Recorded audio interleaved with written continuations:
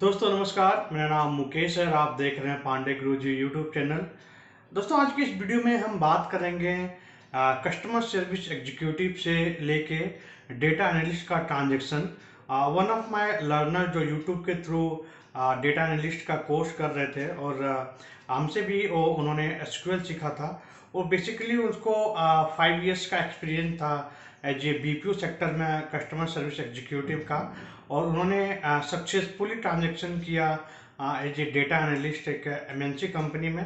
तो उनकी जर्नी के बारे में डिटेल में बात करूंगा कि क्या क्या उन्होंने स्टेप फॉलो किया और एज ए एक्सपीरियंस है उन्होंने डेटा एनालिस्ट कैसे ज्वाइन किया। तो डिटेल में बात करेंगे। वीडियो स्टार्ट करने से पहले यदि आप अभी तक हमारे वीडियो को लाइक नहीं किए हैं तो लाइक कर दीजिए और चैनल को सब्सक्राइब नहीं किए हैं तो सब्सक्राइब कीजिए। तो बेसिकली जब भी आपके पास कोई अदर फील्ड का एक्सपीरियंस होता है, जैसे कि आपको बीपीओ का है या कोई भी मार्केटिंग का है, कोई भी एचआर है, बट यदि आप अपने करियर को अपने डेटा एनालिस्ट या आईटी में मूव करना चाहते हैं तो सबसे पहला चैलेंज होता है क्या मैं फ्रेशर ज्वाइन करूं।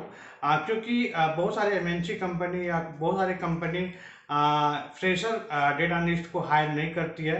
तो उसके लिए अपने प्रीवियस जो एक्सपीरियंस है उसको इस कंप्लीट अपने एक्सपीरियंस में क्लब कैसे करें वो मैं आपको सजेशन देता हूँ, वो मैं आपको आइडिया देता हूँ को जब भी आप कोई दूसरे प्रोफाइल में काम कर रहे हैं।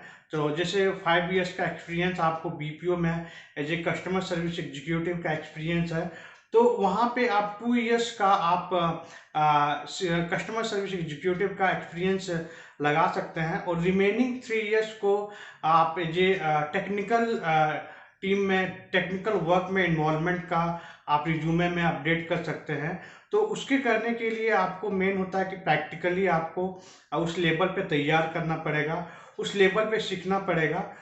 तो फॉर एग्जांपल सपोज आप एक बीपीओ में कस्टमर सर्विस एग्जीक्यूटिव है, सीएस है, तो बेसिकली आप इनबाउंड या आउटबाउंड में कॉल पे काम कर रहे हैं। तो जब कोई भी काम होता है तो वहाँ पे हम लोग हमेशा डेटा ट्रैकिंग करते हैं और हर एक कंपनी में एक ये WFM टीम होता है, वर्क फ्लो मैनेजमेंट टीम, जो बेसिकली आपके काम को, आपके क्वालिटी को, आपके प्रोसेस को एनालाइज करता है।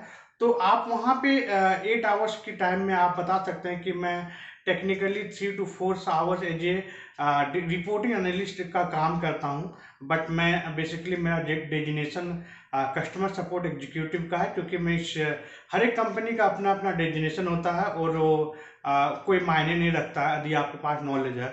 और आपके पास जो भी डेटा है उससे पहले आप एक्सेल में डेटा आता है, तो उसको प्रैक्टिस करने के लिए आप सबसे पहले पावर बीआई या एसक्यूएल का कोर्स कर सकते हैं और वही डेटा को आप प्रैक्टिकली आप प्रैक्टिस कर सकते हैं। यदि वो डेटा को आपको अपने पर्सनल लैपटॉप में इंपोर्ट करने का नहीं है, आप इंपोर्ट नहीं कर सकते हैं, तो मैं आपको सजेस्ट करूंगा कि आप केगल में जाके आप कोई भी डेटा सेट को डाउनलोड कर सकते हैं। वहाँ पे फ्री ऑफ कॉस्ट बहुत सारे large amount of data set available होता है और वो डेटा सेट को आप जैसे कि आपके पास कोई भी कंपनी का डेटा होता है, जैसे कि आप फाइनेंस का होता है या आपका हेल्थ केयर का डेटा होता है, तो उसके रिलेटेड डेटा को आप कैगल में डाउनलोड करके आप प्रैक्टिकली कर सकते हैं। तो इससे आपको बेनिफिट होगा कि आपका प्रैक्टिस काफ़ी बढ़ेगा और जब भी आप इंटरव्यू में जाते हैं तो आप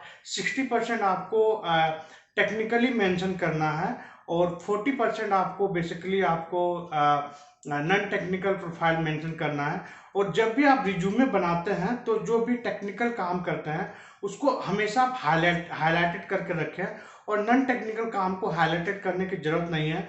और जब भी आप इंटरव्यू अटेंड करते हैं तो आप अपने स्टार्ट करें टेक्निकल क्या काम करते हैं। टेक्निकली आप रिपोर्ट क्रिएट करते हैं, रिपोर्ट भेजते हैं, रिपोर्ट प्रेजेंट करते हैं, किस टाइप का रिपोर्ट बिल्ड करते हैं, तो इस टाइप का आपको टेक्निकली आपको बेसिकली इंटरव्यूअर के सामने बताना है। तो इससे आपको बेनिफिट होगा कि आपका जो कंप्लीट एक्सपीरियंस हो जाएगा 4 to 5 इयर्स का, वो completely technical and data analyst में आप कन्वर्ट कर सकते हैं। और एडेड एडवांटेज में आपको क्या करना पड़ेगा, आप एक माइक्रोसॉफ्ट का सर्टिफिकेशन कर सकते हैं, जो पावर बीआई का सर्टिफिकेशन होता है डेटा एनालिस्ट का, जो अराउंड 5000 का होता है। तो इससे आपका क्या होगा, रिज्यूमे शॉर्टलिस्टेड में काफ़ी काम आएगा और हायरिंग का भी चांसेस होता है। आप उसमें बेसिकली आपके पास सर्टिफिकेशन होता है तो 100% श्योरिटी होता है कि आप इस एरिया में, आज इस फील्ड में आपका इन्वॉल्वमेंट बहुत ज़्यादा है। तो ये सारी चीज़ को फॉलो करने के बाद डेफिनेटली आपको मेहनत करना पड़ेगा। 3 to 4 मंथ आपको कंप्लीट मेहनत करना पड़ेगा, 6 मंथ भी लगा, बट वो आप इसको मेहनत को छोड़े ना, तो डेफिनेटली आप एक कस्टमर सर्विस एग्जीक्यूटिव बीपीओ से आप डेटा एनालिस्ट में ट्रांजेक्शन कर सकते हैं। उसके बाद लास्ट में आप एक और प्रोग्रामिंग लैंग्वेज जो काफ़ी शॉर्टलिस्टेड रिज्यूमे शॉर्टलिस्टेड फिल्टरिंग में काफ़ी काम आता है, आपको बेसिक पाइथन सीखना है। पाइथन का आप 2-3 लाइब्रेरी सीख लें, जैसे कि पांडास, नमपाई और मैटप्लॉटलिब। सीबॉल भी थोड़ा बहुत सीख लें, और एक आप डेफिनेटली आप सीखेंगे तो विद इन 1 मंथ में आप अच्छी तरह से सीख जाएंगे। और प्रैक्टिस करें, सारे ओपन सोर्स है, कोई पेड करने की ज़रूरत नहीं है, आप कहीं से भी कोर्स सीख सकते हैं। और देखेंगे डेफिनेटली आप एक कस्टमर सर्विस एग्जीक्यूटिव से आप डेटा एनालिस्ट में कैरियर ट्रांजेक्शन कर सकते हैं। तो ये बेसिकली सारी चीज़ फॉलो किया था हमारे स्टूडेंट ने जो कैरियर को ट्रांजेक्शन किया। मैं बहुत ही जल्दी आपसे इस चैनल पे आपको मिलवाने वाला हूँ। तो इस वीडियो में बस इतना ही। आगे का वीडियो को पाने के लिए हमारे चैनल को सब्सक्राइब करें